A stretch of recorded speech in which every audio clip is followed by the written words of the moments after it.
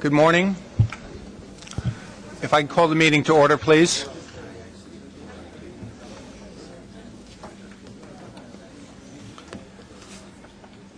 If I can call the meeting to order.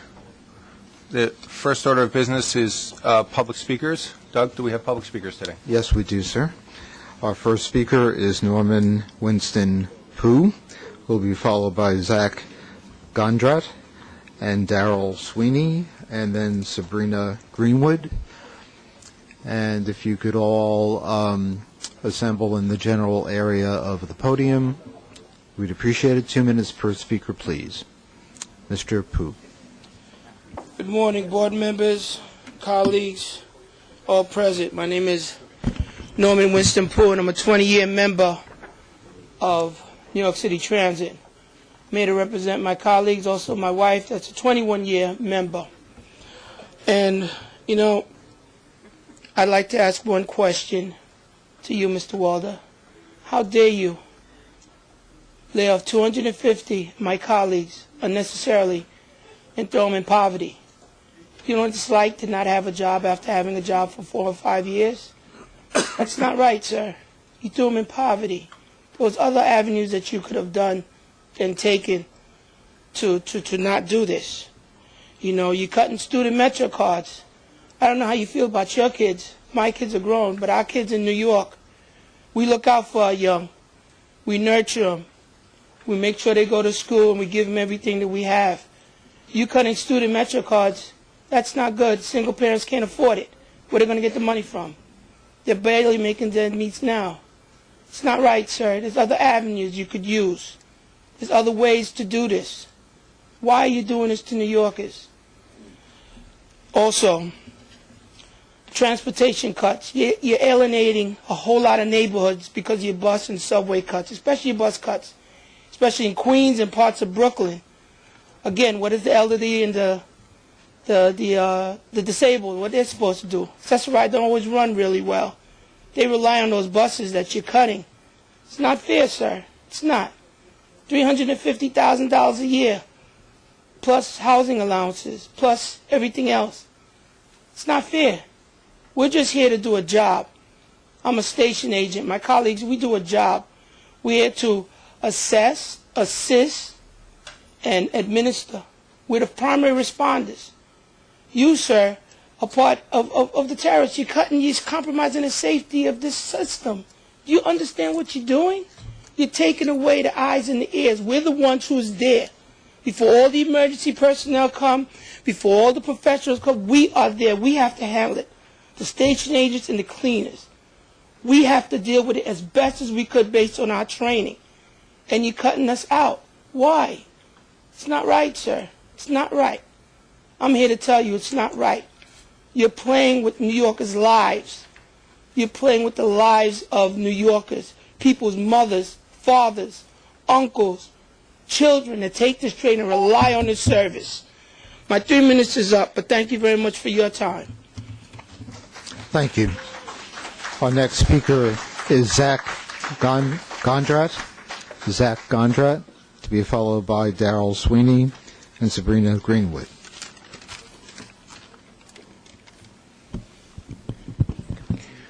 Dear members of the board, my name is Zach Gondrat. I was one of the first 266 station agents that got laid off.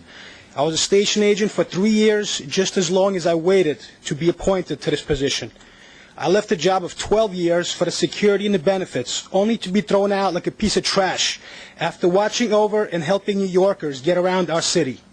Last October, I got married and bought an apartment, which I don't know how I'm going to pay for now. But it's quite obvious that you don't care about me and my family, and that this isn't about money, or you would be first cutting your salaries and allowances, which allows Mr. Walder to live on Duane Street quite comfortably, not to mention other sources of revenue that you can but won't use. This is about Mr. Walder's special agenda of systematically eliminating station agents altogether and replacing them with the smart card system, which he stands to gain from. The same system that he had put in place in London, which the terrorists bombed on his watch. I don't know Mr. Walder's profit margin in that business or why our governor would appoint someone like Mr. Walder to his position after being linked to such a horrible event. But I implore you, please don't do this to me, my family, and the city of New York, because you will have the blood of all New Yorkers on your hands.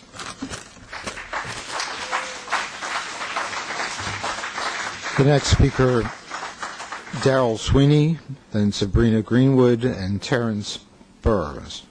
Good morning, everyone. My name is Darrell K. Sweeney, and I'm one of the station agents that got laid off in the first cut. And I just would like to say to them, this has a long-term effect. I'm thinking about, our men and women, our young men and women over there fighting to build this economy so it could grow. What jobs they have to come home to. I mean, it's not going to be any jobs left. And also, I'd like to say, this is for President Obama, $7 billion for Wall Street and the people on Main Street. We get laid off, no jobs. We're supposed to be saving our houses and our homes. How do we save our houses and our homes without a job? And that's all I have to say. Thank you. Thank you. Next speaker, Sabrina Greenwood, and Terrence Burrows, and Derek Echeverria. Good morning. My name is Sabrina Green. I'm a station agent. Mr. Walder, I don't understand how you can badmouth and put down your own employees. You are trying to turn the public against us, but we are not the ones cutting service, but we are the ones who take all the verbal and sometimes physical abuse. We deserve every sick day that we get. Most of us come to transit healthy, but after a few years, we develop respiratory problems such as asthma, bronchitis, as well as skin infections from breathing in all the steel dust. If you are a female, it's almost a given that you will experience numerous bladder infections for lack of sanitary bathrooms. Sometimes we even have to travel to another station to find a working bathroom. We work with the homeless. We work with rats. The conditions down there are crazy, and you say we don't deserve 12 sick days. You talk about the abuse of overtime, but right now you are paying unnecessary overtime and unemployment insurance because you laid off 260 station agents on May 11th, and you do not have the manpower to cover the booths. 2005, Mayor Bloomberg called us thugs. We're not the thugs, you are.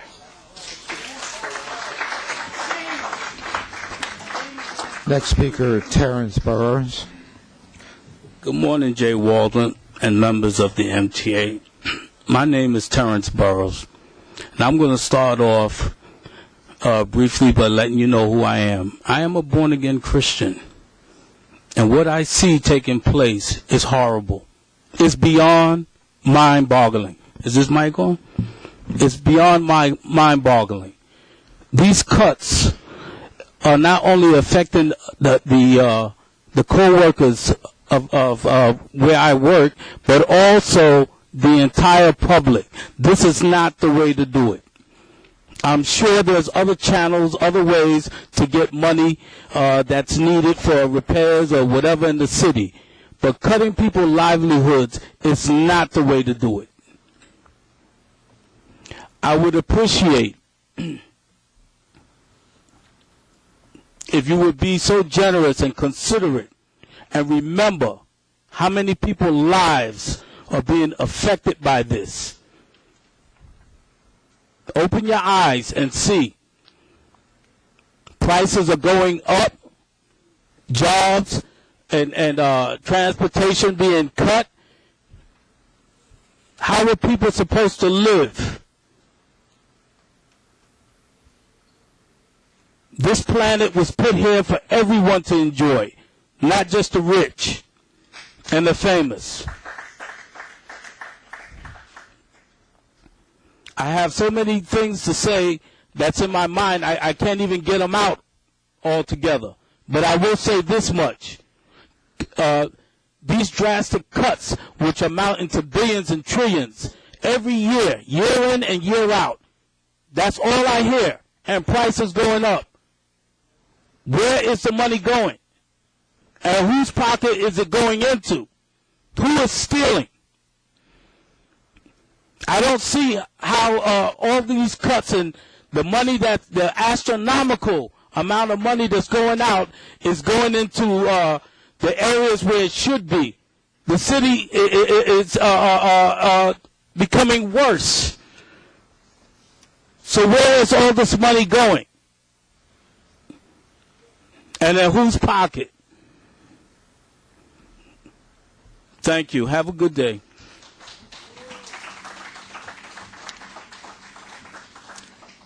Derek Echeverria, to be followed by Murray Bowden. Good morning. My name is Derek Echeverria. I represent the station agents. I'm the division chair. Let me start off with Mr. Walter. What were you doing in D.C. lobbying against the transportation bill? Because the money was going toward the operating budget?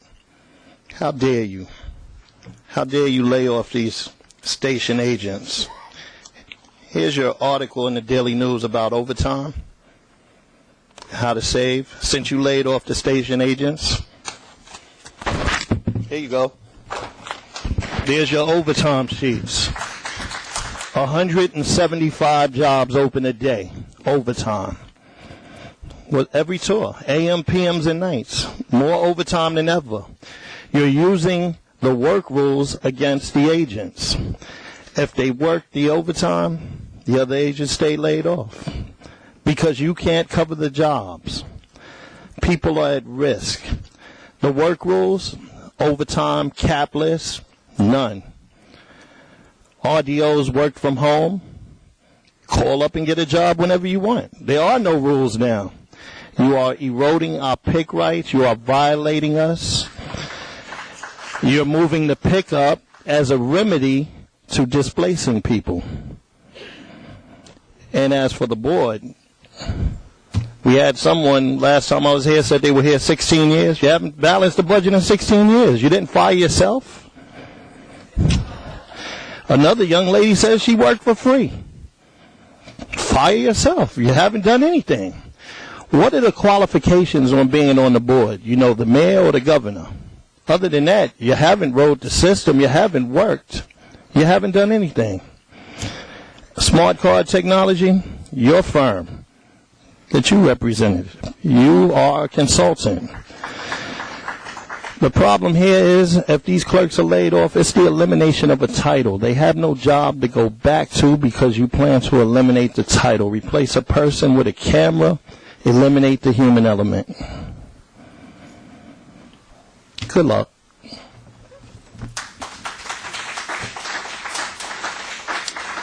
Next speaker is Murray Bowden, to be followed by Elizabeth Lowe and Sandra Eady. Mr. Bowden. Chairman Walter, you're in a difficult position. You inherited 20 years of craziness that has to be unwound. It's a tough thing. I watch on the news program the riots in Greece. I watched the election in England where they've thrown out the government and they have to cut billions of euros. The euro is in danger. And you have charged with unwinding and making sense out of a transit system that's drastically underfunded but drastically needed. I've studied your record, and I think you're the right man for the job. And you have my deepest sympathy because they're going to pile it on you. Hey fellas, there are no answers. There are no good answers. This is my last day here because I can't add anything positive at this time. I have no suggestions. There are no good answers. Every one of them is painful somewhere. I wish I could tell you there's an easy way out. There isn't. I hope and I wish you luck. I'll send you, could you keep your mouth shut? I have as much right to speak as you do. I deserve as much respect as anybody else does, and I expect it from you as well as from them. This is about respect and a job that has to get done in a difficult one, and I have no answers. Send you an email once in a while if I have a suggestion that will move things forward, but other than that, I want to thank all of the people I've worked with here staff at MTA who have been extraordinary behind the scenes, make this whole system work. Yeah, there's some bad apples, but vast majority of them are well-meaning, enthusiastic people who want to do a good job. And I thank you all, and unfortunately I can't thank you all personally and shake your hand. But it's been a learning experience for me. I've learned a lot, and I thank you all. Thank you very much, Mr. Button. Elizabeth Lowe, Sandra Eady, and then Marty Goodman. Good morning. My name is Elizabeth Lowe. I'm one of the 260 people that were laid off. Twice with 2 days' notice in an effort to build your 21st century transit system. I'm a single mother of small children who left the job that I can now not go back to take because I took on the civil service with the MTA. Like many of my other fellow station agents, I am now, for lack of a better word, stuck. Why didn't you make the appropriate changes to have us redirected to another part of transit instead of just letting us go? That's one of the questions that I have for you today. I know that our families are not your concern, but our service to the MTA should be your concern. Since I took on this job, I've been spit at, almost attacked, cursed at, called every name in the book. Okay. I've maintained my composure. I've never been in trouble down here for speaking to a customer in an unprofessional manner because I needed my job. We are the front line for the decisions that you make. When you decide to cut service, you decide to take away a train system, the customers come at us, and we have to deal with them based on what decisions that administration has made.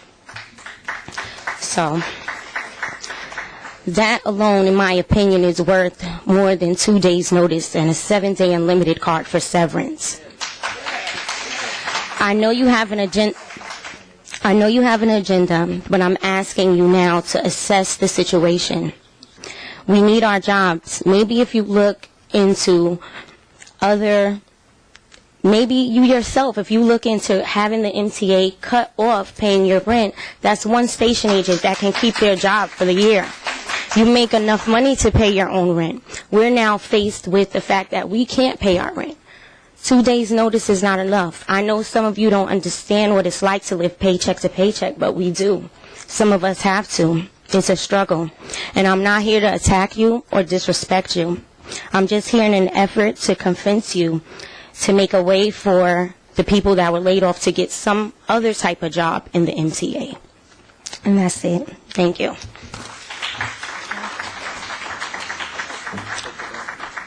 Next speaker is Sandra Eady, then Marty Goodman and John Ferretti. Good morning, everyone. My name is Sandra Eady, and I live in the Bronx. I am with District 12 in the Bronx. Larry Seabrook is my city council person. Mr. Wilder, I was put aback because I found out that the MTA was planning on discontinuing the 41 bus, the 55 bus, the 8 bus, the 30 bus, the 28 bus, and that's unacceptable to me. My people in the community, I drafted up a petition. It's a class action thing, and it's the people v. MTA, particularly Jay Walder of the MTA. My theme is Stop the Madness. The MTA, M is for multi-million workers and riders. T, taking away jobs, taking away services. A, always making excuses, Mr. Wilder. That's unacceptable. The MTA has been very thorough in taking away people's jobs and services. For example, there are currently 265 empty token booths in the Bronx, and starting in July, there will be approximately 5 bus services that are either going to be discontinued or merged with other buses. Stop the madness. I have a question. I have several questions. The White Plains Road line is a heavily commuted area, and why are you planning on discontinuing those services? Because the people in my community, they need those buses to get around. because we have to spend extra car fare to go to Fordham Plaza or Webster Avenue. And the young adults that travel those buses, what are they supposed to do? What are the means of their traveling and stuff? Stop the madness. Okay. And I understand that there was a stimulus monies given to the MTA, to you, Mr. Wilder, to fix the problem. You're not fixing the problem. You're adding to the problem. This is unacceptable. People are losing jobs. There are no workers at the token booths. What if something happens? God forbid. What do we as communities do? Where do we go? We just run in the street and what? That's a question. I don't understand why the cuts are being held. And last but not least, stop the madness. And like I said, I have a petition, and I have already 200 signatures from the people in my community. They're not having it. They are very upset. They're like, why are the services being cut? That's my time, and thank you, and I hope you listen to what the people have to say. Thank you. Thank you. Marty Goodman, followed by John Ferretti and Arthur Clement. My name is Marty Goodman, a station agent. Hell no to all cuts and hell no to all layoffs. I worked last night and may leave soon to rest up for a 4 p.m. union protest in front of Mr. Walder's penthouse suite on Duane Street. That's 105 Duane Street at 4 o'clock, people. Recently, I watched Mr. Walder's presentation at a Google-hosted event on the MTA. Mr. Walder declared his support for releasing digital information to corporations. Public information, really, owned by a public institution. As I watched Walder, I thought of the laid-off transit workers I saw on May 11. I thought about the job-saving revenue that he was throwing away to white venture capitalists without a thought about the layoffs. What hypocrisy. In Brooklyn on May 11, one Indian transit worker activist estimated layoffs to be nearly half Southeast Asian, something people don't know. The rest were mostly African American and Hispanic. It was clear to anyone with eyes that these layoffs were racist. This is nothing less than class warfare. The book Shock Doctrine, written by Naomi Klein, reveals its intent. And like the banking crisis in the 1970s here, the so-called banking crisis, the ruling class in this city is exploiting an economic crisis to massively downsize and restructure. This is nothing but the corporate agenda made large, the MTA, with tremendous suffering. The larger project is destroying working class jobs and degrading services, ever stealing a larger and larger share of society's wealth. But the money is available for us if we take it.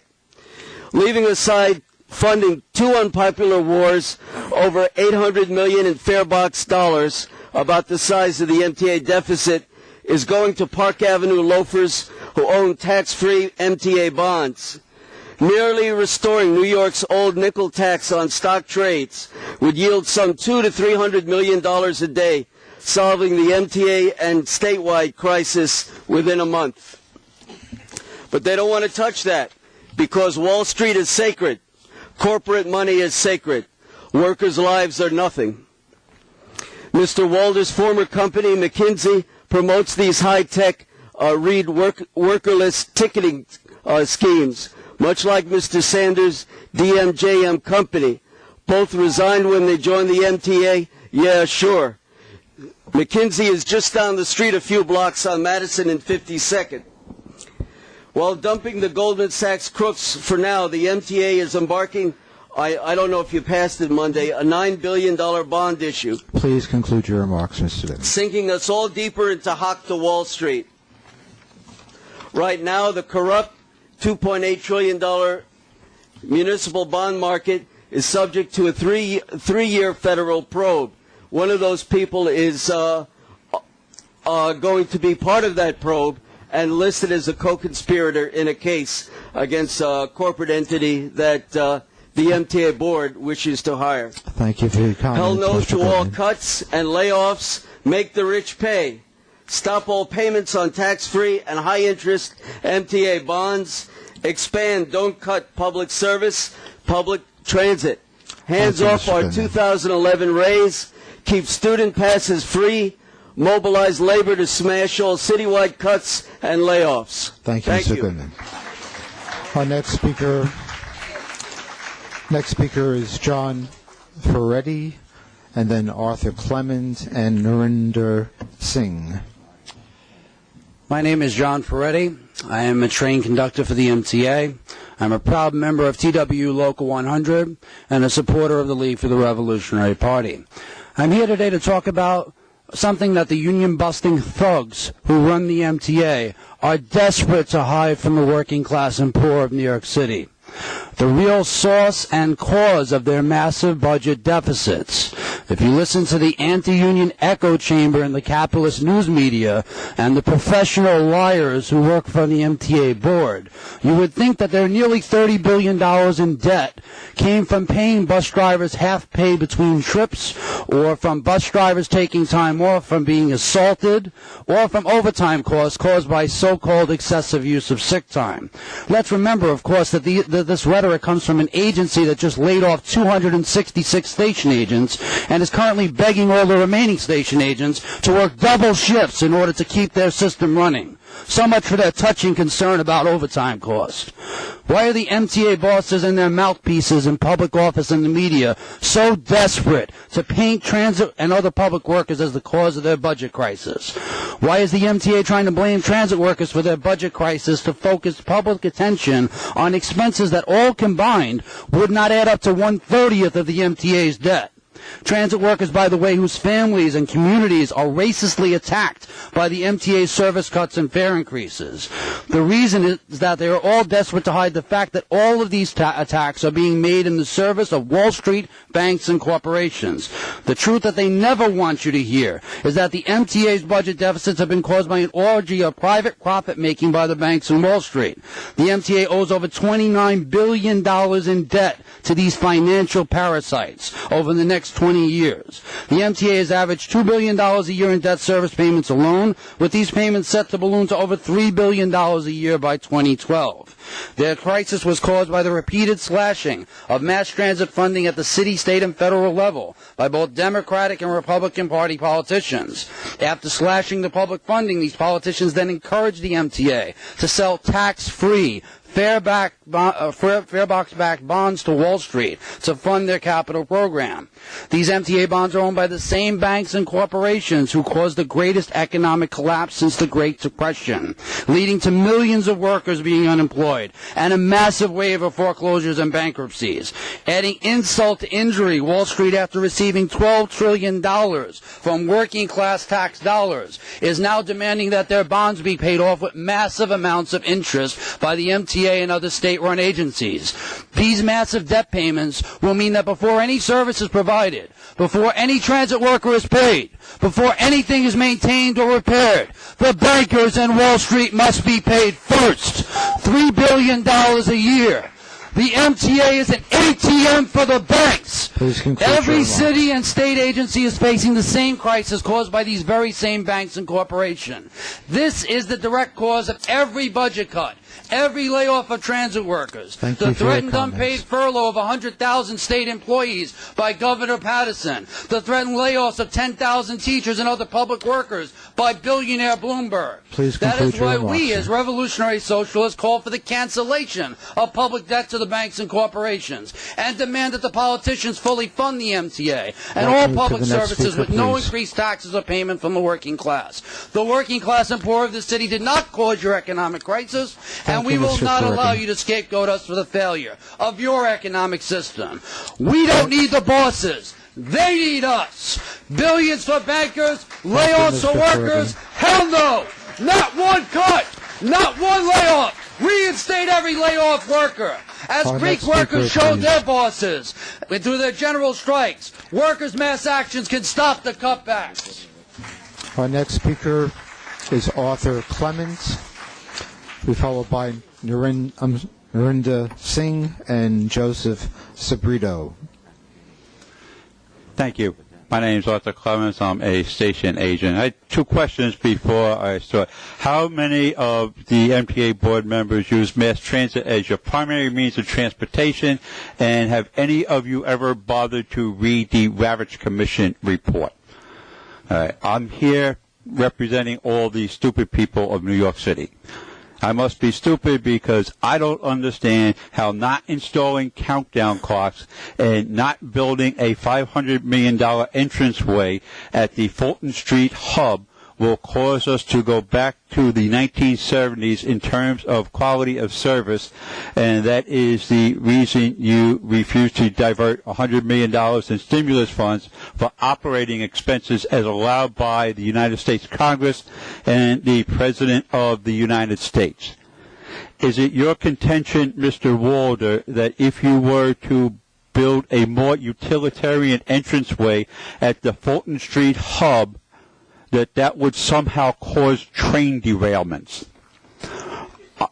I'm also confused on one other point. Although $100 million is a lot of money as a percentage of the MTA's 5-year capital construction budget, it's a drop in the bucket. $100 million is approximately 1/4% of $25 billion. Given my stupidity, however, I do await being enlightened by your office or one of its puppets, I meant press spokesperson, as they take the English language and stand it on its head. Like the cat from Alice in Wonderland, the MTA's motto is, words mean what I say, nothing more and nothing less. Thank you. Narinder Singh, followed by Joseph Sabrito and Francine Galvez. Good morning, ladies and gentlemen. I'm Narinder Singh. I just laid off last May 11th. I just want to tell everybody here, because it's there that we cannot forget 9/11, but we cannot forget 5/11 also. I left my old job because after 14 years, because I got the letter from MTA that you have to come for interview. I just want to tell everybody here, and I didn't call anybody, or I didn't write any letter, just call me for the job. They called me because they need that time. And now they don't need, and they kicking us out. Why they don't need, it's a surprise, because in New York City, its population is growing every day. Every day we adding more people. It's a surprise that you cutting the service.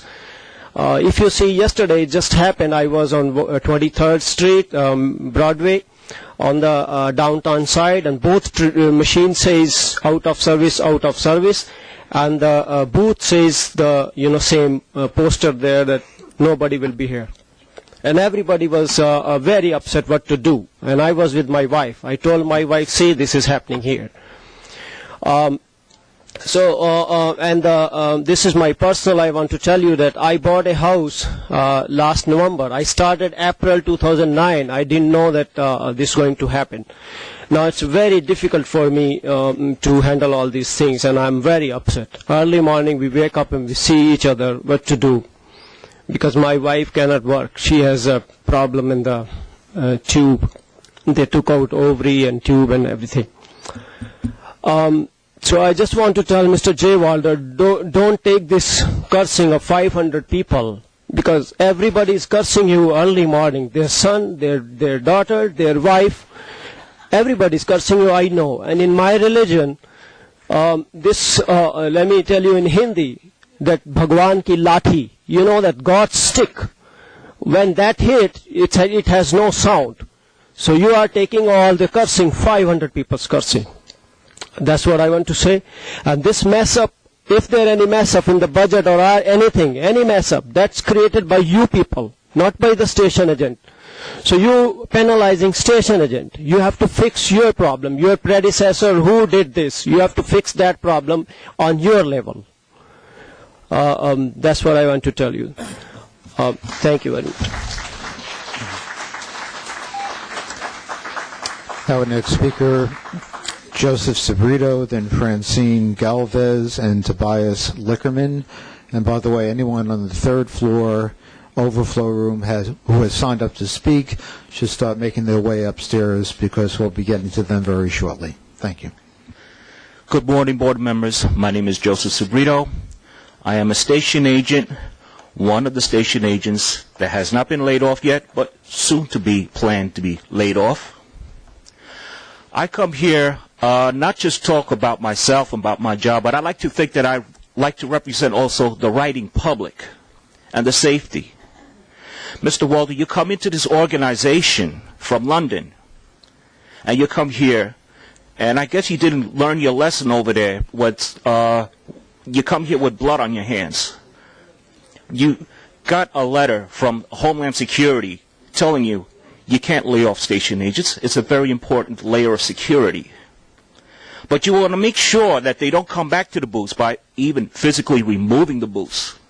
So when I look at these open mezzanine areas, an empty space where a booth was, if I were just to be a writer, I would not like to go down into an area that is just empty space. Because if there's something were to happen to me down there, I can't dial 911 on a MetroCard vending machine. And if one to get lost, the machine can't help you there either. But it's good on taking money, though. The security is very important, but laying off these station agents is creating a recipe for a major disaster. We got lucky a couple of weeks ago when an SUV didn't blow up the way it should. But it's just a matter of time before these guys start planning something major, something big in the subway system. And you are creating an environment that's going to make it very easy for them to this. And about saving money, you know, these places that are not attended, sure, they have some cameras. You can see one person swiping in, pushing the gate open, and you see about 15 to 30 people walking through the gate, beating the fare. So when you lay off station agents, it creates an environment of criminality. There'll be people down there to help the lost, the swipers and the muggers. And basically, this is what I have, because I know maybe I will have my job eliminated soon. But I'd like to thank you for the moment to letting you that the real shame and publicly humiliating the public employees of the Transit Authority, the real shame is you for coming here and doing this to us. Thank you. Francine Galvez, followed by Tobias Lickerman, and then Matthew Shotkin. Good morning, Chairman Walder and ladies and gentlemen of the board. There's some really heart-wrenching stories and things that are being said here today, and my heart goes out to you. I'm not sure that my situation rises to the level of these folks, but here we go. I live on the North Shore of Staten Island, and I'm here to talk about the proposed cancellation of the X16 Express bus. It is one of 6 express buses canceled in all of New York City, 3 of which are on the North Shore of Staten Island. Last month, I came here and brought over 200 petitions to you from the X16 riders and spoke on their behalf. Today, you will hear from some of them yourself, not just me. And there are a number who I believe did not get into this room because they didn't get here first thing in the morning.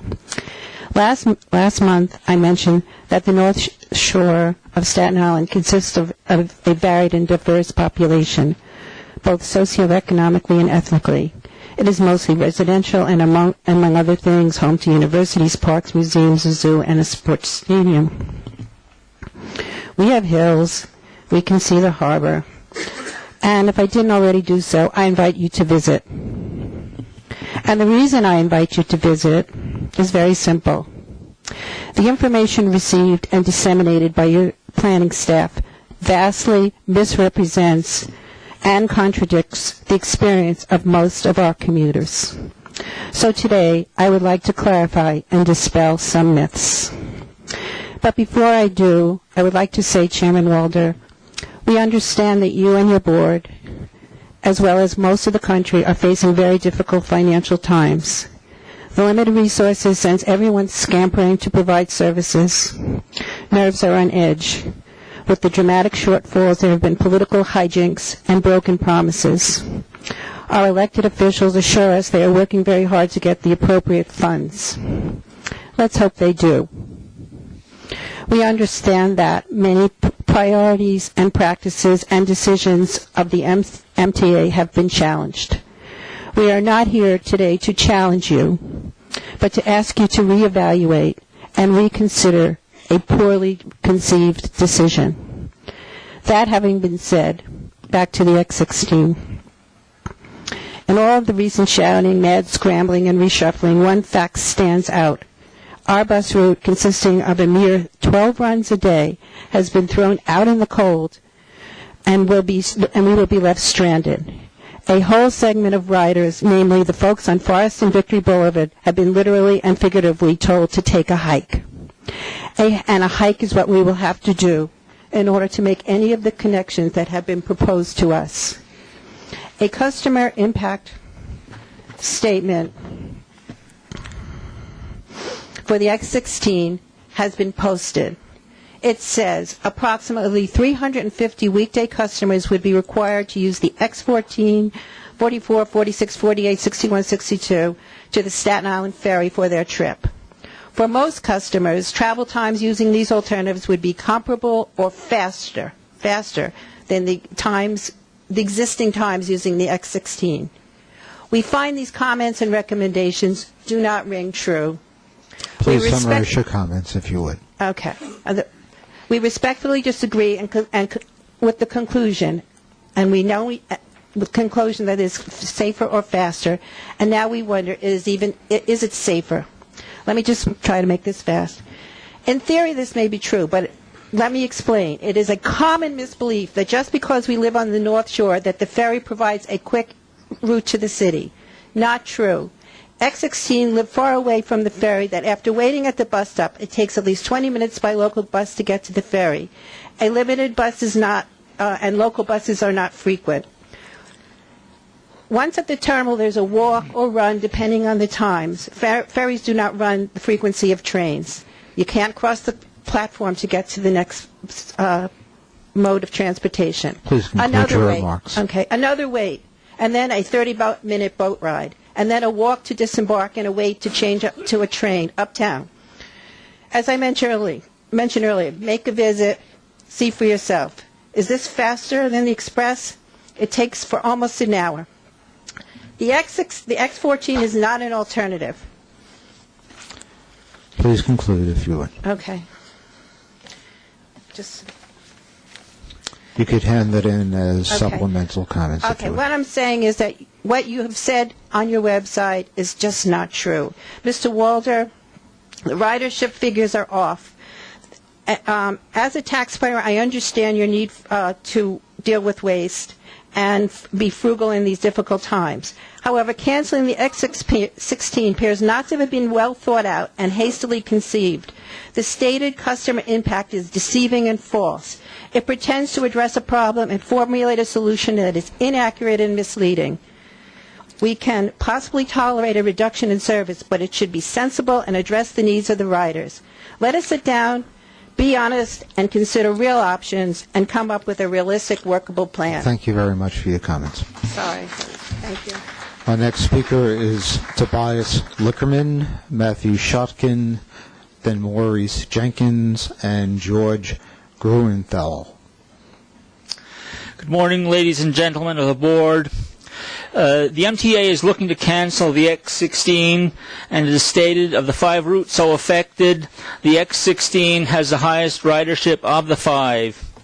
The MTA has never lived up to its contract on the operation of the 16. I've been taking it for a number of years now, and it's always been an unreliable bus line. Every morning and evening, I wonder if and when it's coming. Several years ago, its performance was utterly woeful. There was a period, several months, culminating in September, when I and many others similarly affected had to take a number of alternatives. The 53 to the 13 at Clove and Victory, or to the X1 at Clove and Highland Boulevard, the 48 or the 98 to the ferry, or a variety of other routes. And none of them was faster or more convenient. They were all as expensive or more so. They were more difficult, more unpleasant. There was a meeting, a community board meeting at the golf course, and then things did shape up in late September or October that year, several years ago. But even now, in the evening, there's a time, maybe the 5 o'clock or the 5:20, whatever the time is, at Broadway and Chambers Street. A bus will come 20 or 40 minutes late. Minutes later, an empty bus will follow. I understand that at the dispatcher's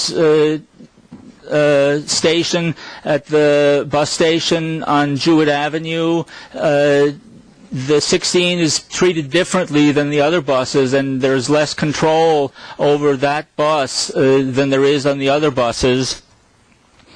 To suggest that alternatives are faster or more convenient is utterly absurd.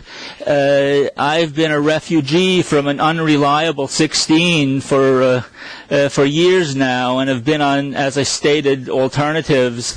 A number of alternatives, and none of them are faster. And it's about the 14, or the reconfigured 14, that's going to be somewhat similar to the 13. In no way is it going to be faster. And by the way, how are people to get to the 14? That whole route along Forest Avenue from Jewett to Victory, and Victory short of Clove, how are people to get from the 16 route to that reconfigured 13 or 14 and get there faster? It's just not going to happen. Please conclude your remarks. I ask the board to reconsider cancellation of the 16 and to live up to their route to make a properly operating Route 16 as a reasonable alternative. They'll get better ridership also. Thank you.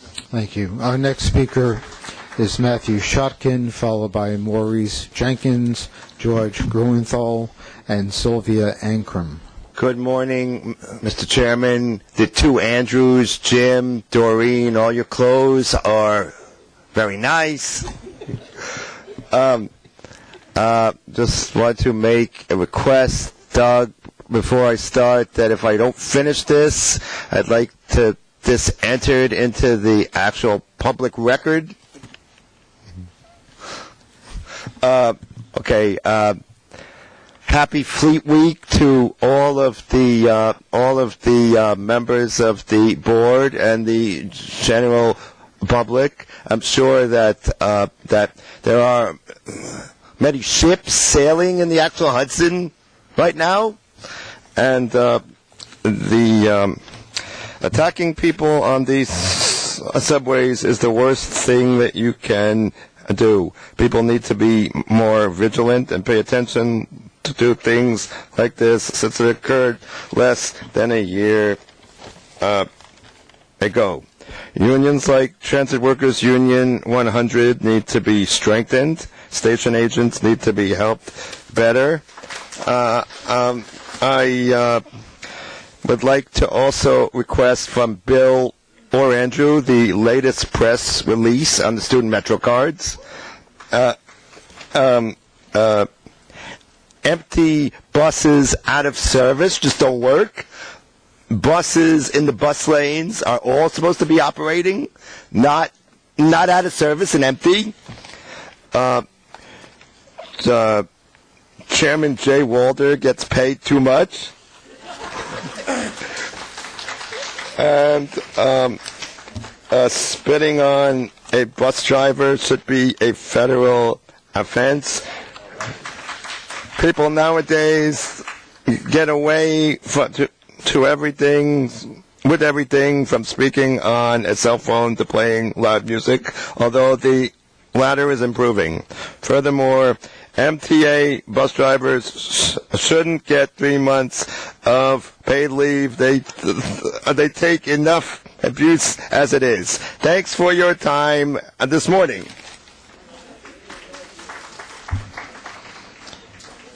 Next speaker, Maurice Jenkins, then George Gruenthal, Sylvia Ankren, and then Betty Heaton. Good morning, Board. Mr. Walder, how are you today? I am Maurice Jenkins, Station Agent and Vice President, Station Division, TW Local 100. There's a reason why I wear this uniform today. For one, proud to have the job because it helps me feed my family and whatnot. And I'm going to be a little redundant because my people are well-spoken, and I'm so proud what I heard from them today. Thank you, guys. So, with that being said, let's clear some of this smoke away, okay? Because it's kind of smoky in here. Since October, there's been a lot of smoke. It's incredible. But the public got turned around, bent over. They didn't see the cigar. But let's get that out the way, okay? Because you say there's a fiscal emergency. Wow, Local 100, we've been up to Albany, we've been up to Washington, trying to secure funds for you guys. And what happens? We actually get somebody to push a bill forward, and to our dismay, we hear that Mr. Walter, a person who's in dire straits fiscally, goes out and lobbies against getting money for the MTA. That's incredible. You say that there's a problem with overtime. As my division chair left you the evidence, overtime has increased by 300% since you laid off station agents, which is incredible because you say that it's a fiscal emergency. So we'll save $12 million by laying these people off.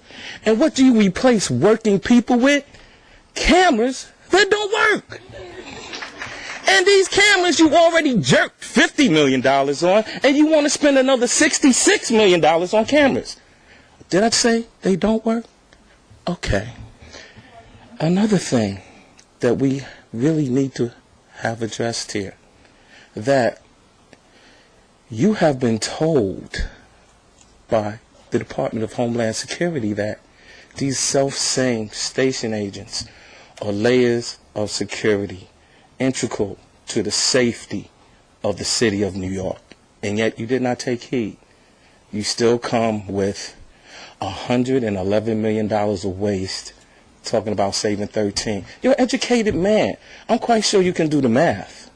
And in this case, unless we're in bizarro world, the math just don't work. Maybe we need to change the formula a little bit, sir. I'm not here to deride you or condemn you or anything like that. I'm just here to blow the smoke away because people need to see this for what it is, and maybe even you need to see it for what it is. My time is up. Yes, it is. Have a good day. Thank you. You too. Next speaker is George Gruenthal, then Sylvia Ankren, Betty Heaton, James Burnett, and our last speaker, Christine Williams. Mr. Gruenthal. Okay, my name is George Gruenthal. I have lived in New York City all my life. I am not a member of TWU, but like most New Yorkers, I rely on mass transit to get around. Every time there's a crisis, the government tries to take it out on the workers, although they are not the ones who created the crisis. The MTA has already laid off some 200 station agents, and it wants to lay off hundreds more. It is planning to eliminate dozens of bus routes, laying off hundreds of drivers, and making it harder for working people to get where they want to go. Now Bloomberg is threatening to lay off thousands of teachers. Patterson has tried to make all state workers take a furlough 1 day a week. The reasons claimed for these layoffs and other attacks on working people is that there is a budget deficit, and they claim that we must, quote, all share the sacrifice. But what they don't tell us is that there's one area of the budget that they refuse to touch, and that is the debt service on bonds. Whenever the MTA or the city has a deficit, they borrow money from the banks in the form of bonds. The MTA claims it has a deficit of as much as $800 million for this year. At the same time, it has debt service payments on bonds of about $2 billion for this year. Clearly, if the MTA would declare a moratorium on payments of this debt service, it would have much more than enough to cover the debt deficit without resorting to layoffs, service cuts, or fare hikes. But the government doesn't even talk about the debt service, much less discuss a moratorium on payment of these bonds. The bonds are mainly held by the big banks and other monopoly corporations and rich individuals. The federal government gave trillions of dollars in bailout to the banks, while ordinary working people are suffering from unemployment, evictions, foreclosures, high medical bills, and credit card debt. But there was no bailout for working people.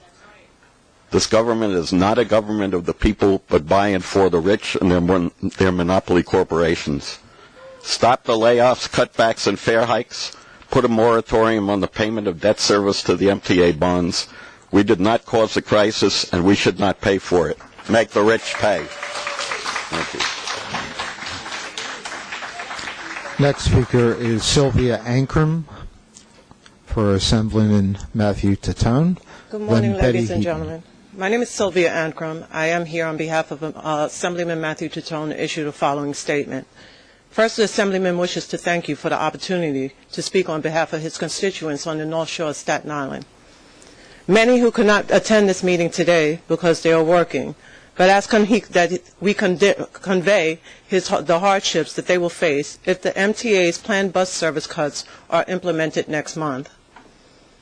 He urges your agency to rethink these cuts, especially as the elimination of the X16, and look for a viable solution that will provide the Staten Islanders with the public transportation they deserve. The North Shore already lacks public transportation options available in other parts of the city. We have no subways and rail service and fewer bus routes than other boroughs. As a result, there is severe traffic congestion on Staten Island, making it home to one of the worst commutes in the nation. Although Staten Island has limited public transportation options, we pay more than our fair share to the MTA. Just last year, the agency received a multi-million-dollar bailout funded through increased tolls, fares, and taxes on Staten Islanders, which he voted against. Even after receiving a state bailout, the MTA finds itself in dire fiscal straits again. But it is simply unfair for the MTA to balance its budget by cutting the North Shore's already limited bus services. The elimination of our express buses, especially the X16, would hurt our local economy. Hundreds of his constituents depend on this line to get to work in Manhattan, and without it, they will be forced to leave Staten Island or lose their jobs. The MTA's suggestion that displaced riders should simply use the X14 or take local buses to the Staten Island Ferry is not a viable plan.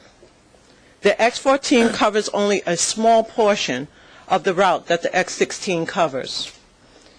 Riders would face significantly longer commutes if they had to take a local bus to the ferry and then after that transfer again in Manhattan to another bus.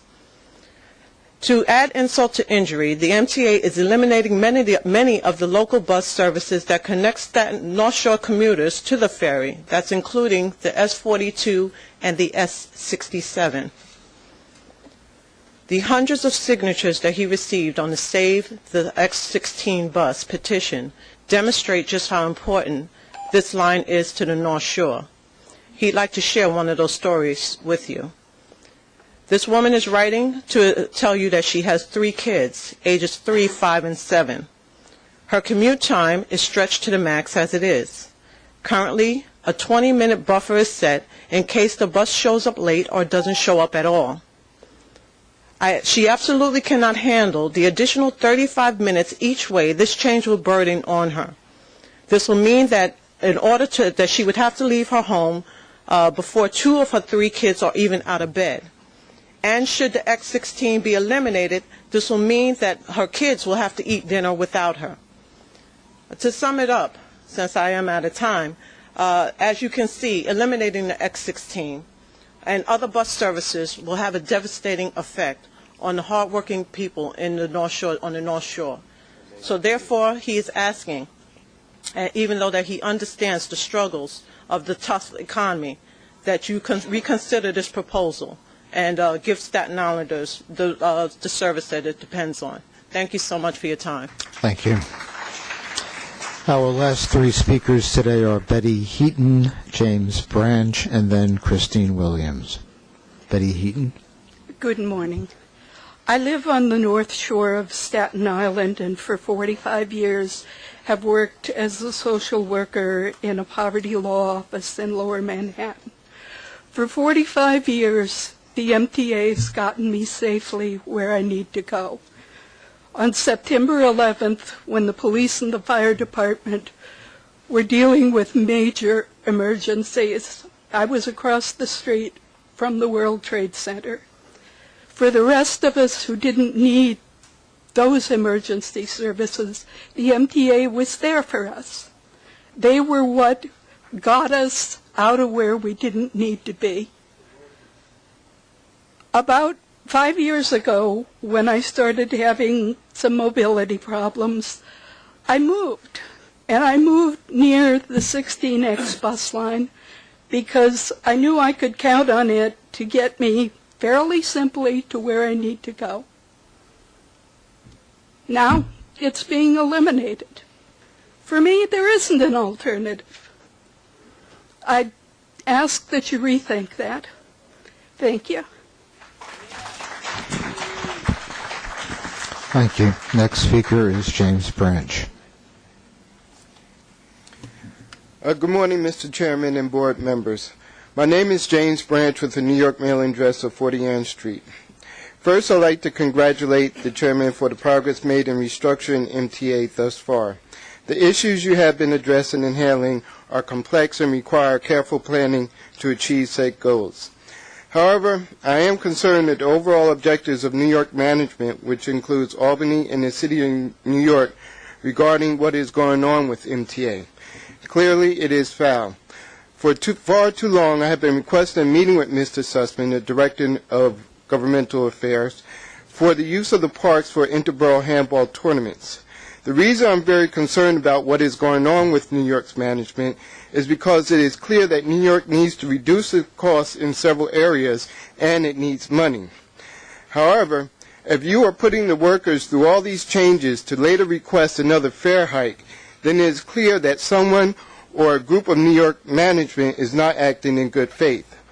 With the plans of the community gathering in the parks, the objectives are also to have them sit down and discuss some problems and complete a simple form so that the management of New York can understand who is really in New York with possibly understanding what are their real objectives.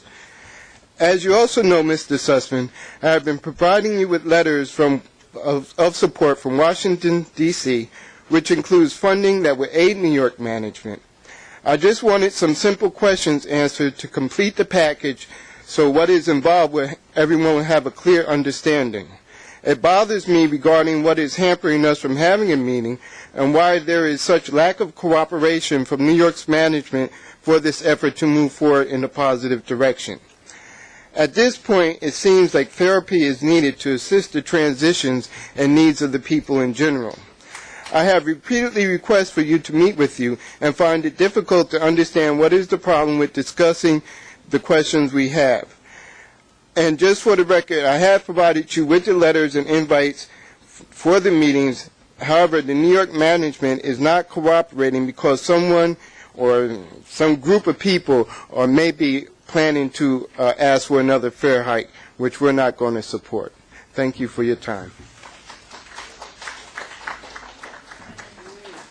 Thank you, Mr. Branch. We will follow up following this meeting. Christine Williams is our last speaker today. Yes, hello everybody. I want to end this session with a story. It's called Welcome to the Summer of 2010. We have a lot of fun and adventure in store for the New York City Riders this summer of 2010. First off, we're going to welcome the seniors and the disabled riders. Come on down to a whole system. If you can walk several blocks with a walker to find a station agent who will take your half-price ticket. ticket, let you run system. Good luck on that. But I guess if you can't access the system, you can always take the bus. Oops. Can't do that either. They're getting rid of dozens and dozens of bus lines. Okay, well, let's move on to the school students. Oops. They took away the fare cards for the students. I guess you know what they'll be doing. I don't even want to say it. Hopping the turnstiles. Okay, well, let's just get to the tourist, the happy-go-lucky tourist, coming to the city to view the sights. Welcome to a system where, okay, you're going in the train station and there's no station agent to sell you a ticket. And also, the MVMs, no bills. And on some days, it's no bills and no credit cards. But that's okay, you know, that's all right, because there'll be people down there to help you. The swipers. They'll sell you a half-price ticket, $1 a swipe, but once you take out your money, game over. It's snatch and run, and it's happening now. Okay, well, that's the end. There's more to the story, but we'll see how it plays out at the end of 2010, the summer of 2010. But just this morning, 3 people got stabbed on the train, 125th Street in Lex. When the victim staggered for help, who did he call? But I guess now who they're going to call is going to be this smart card. When the victims, when they need help, I guess they're going to go to this, the smart card, to get help. But hey, we'll see how this unfolds. Thank you for your time. Thank you. And that concludes today's public speaking session. Thank you, Doug. Thank you to public speakers. First order of business are the minutes of our previous meeting. Can I have a motion for the minutes, please? Second. In favor? Aye. Opposed? Thank you. I turn to the Committee on Finance. Andrew Saul, please. There are 6 action items. The first action item seeks authorization and approval of the necessary documentation to issue new money bonds, notes, or other obligations to provide net proceeds sufficient to fund up to $600 million of capital projects.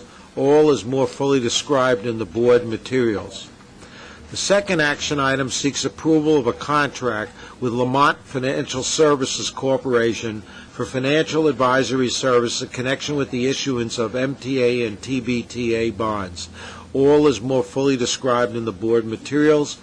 We are not seeking approval for the Swap Financial Group contract at this time, pending further review.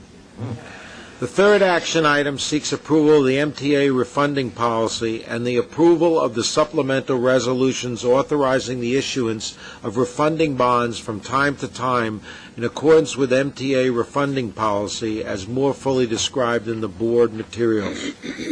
The fourth action item seeks approval to issue the station maintenance billing to New York City and the counties for the period April 1st, 2009 to March 21st, 2010, as provided in the board materials. The fifth action item seeks approval to add the law firm of Griffin, Kogan, Blase, and Sulzer to the MTA outside counsel panel. The sixth action item seeks approval of the FIMTAC actuarial loss reserve certification. Today's board meeting is the FIMTAC annual meeting. The FIMTAC materials were distributed separately to the board and were presented to the Finance Committee meeting this month. I move all these items. Second. In favor, please. Aye. Opposed? Thank you. He moved the action items. He's going to move the procurements, and he's going to move the real estate items. We'll get to it all on here. Okay. There are 5 procurements this month. There is one non-competitive procurement in the amount of $318,318. There are 4 competitive procurements in the amount of $698,709. There are no ratifications. I move all these procurements. Do I have a second? In favor? Aye. Opposed? Thank you. Okay, here we are. There are 5 real estate action items this month, which are described in the board materials, and I move these action items. In favor? Opposed? Thank you. Okay, Mr. Chairman, that concludes the finance report. Thank you very much. The report from the Transit Committee. Doreen, please. Good morning. I present for the Board's approval 10 procurements totaling $15.2 million, of which none are non-competitive. There are 7 competitive in the amount of $12.8 million. The committee recommends them, and I approve them, and I move them. Second? In favor? Aye. Opposed? Thank you. There are 3 ratifications in the amount of $2.4 million recommended by the committee, and I move them. In favor? Aye. Opposed? That concludes transit. Thank you very much. Mitch, I believe that you are pinch hitting. Bus Operations Committee. There are 2 non-competitive procurements in the amount of $19,450,000. The committee recommends these procurements, and I move them. In favor? And there are no competitive procurements or ratifications this month, and it completes the report. Okay. I believe in line with our complex process, Jim, it's your turn. Morning, Mr. Chairman. Metro North had a 97.9% on-time performance during the month of April. And on April the 29th, the railroad also achieved a 100% on-time performance for both east and west of Hudson service. Very unusual. There are 3 non-competitive procurements in the amount of $97,500. I move them. Second. In favor? Aye. There are 5 competitive procurements in the amount of $14.411 million. The committee recommended them, and I move them. In favor? Thank you. Mr. Chairman, I have recused myself. Item number 5 on page 152, Perini. Noted for the record. Thank you. There is 1 ratification in the amount of $100.064 million. The committee reviewed it and recommends it, and I move it. Second. In favor? Aye. Thank you. This concludes the Metro North Long Island Committee report. Thank you very much. Mark, for the Committee for Bridges and Tunnels, please. Mr. Chairman, the Bridges and Tunnels Committee met this month and recommends the following. There are no non-competitive procurements this month. There are 4 competitive procurements in the amount of $4.386 million. The committee recommends these procurements, and I move them. Second. In favor? Aye. Aye. There is 1 ratification in the amount of $363,000. The committee recommends this procurement, and I move it. Second. In favor? Thank you. And this concludes Bridges and Tunnels Committee report. Thank you very much. At this time, I'd like to call for a motion for the board to go into executive session to fall into matters which fall into the enumerated purposes of Section 105 of the Open Meetings Law, specifically in this case, matters pertaining to specific collective negotiations. May I have a motion? I move we go into executive session. Second. In favor? Aye. Thank you. MTAC, or did we do it? We did.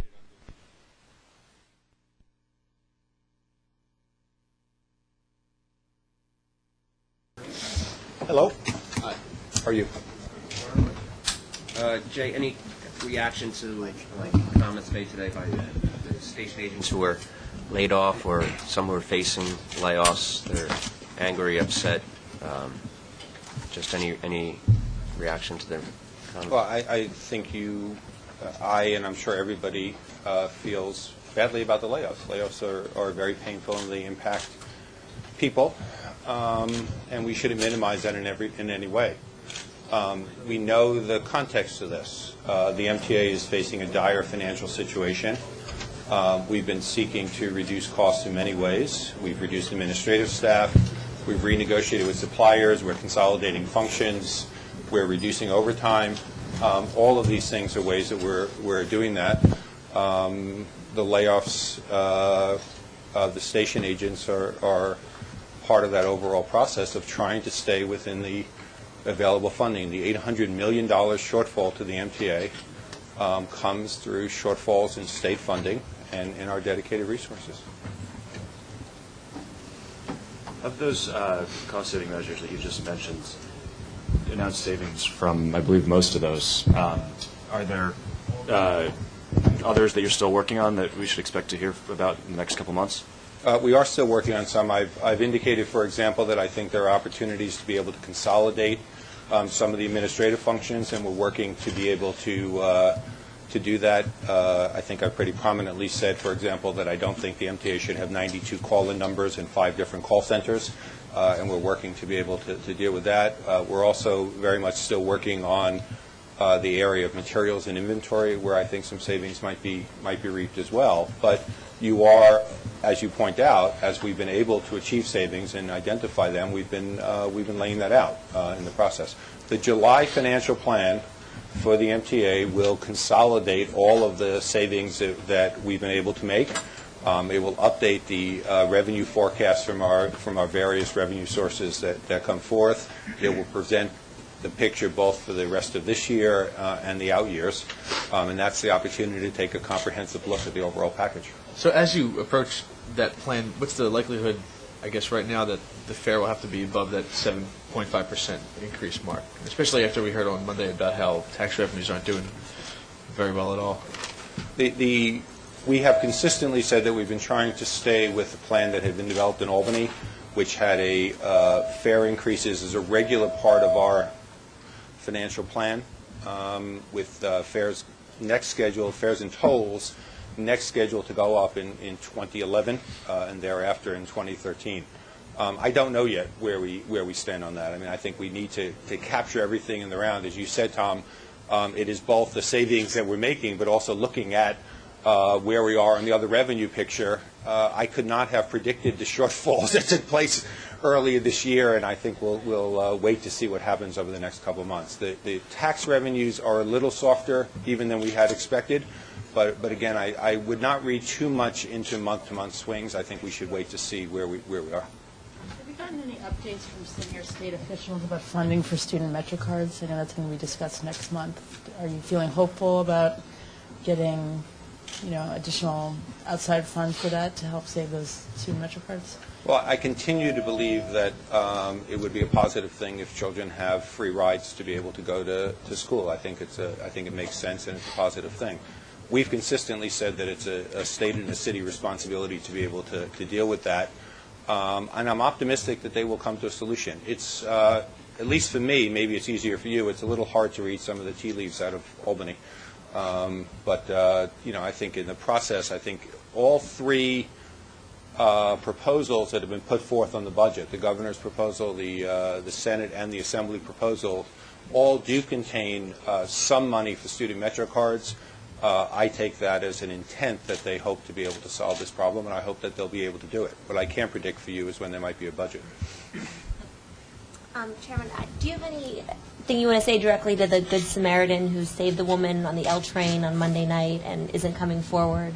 Any calling for him to come forward?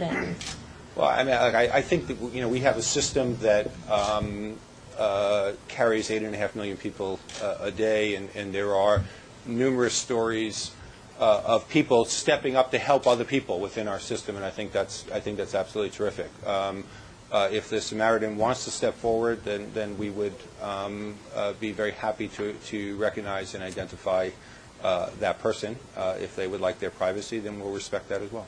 Jed, do you have any things have gotten a little more personal, I guess, with the issues with the union? They're putting out posters, and today they mentioned your address, I guess, over the internet, and they're holding protests out there.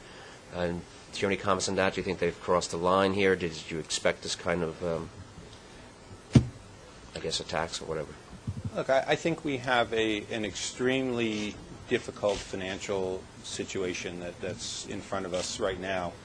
For my part, I have consistently said that I think our workforce, the vast majority of our workforce, is hardworking, is dedicated, and works in very difficult conditions. I think that point is well taken.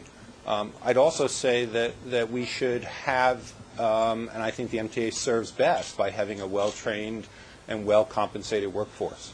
I think a lot of the question that comes out here right now is how to deal with this incredibly difficult financial situation.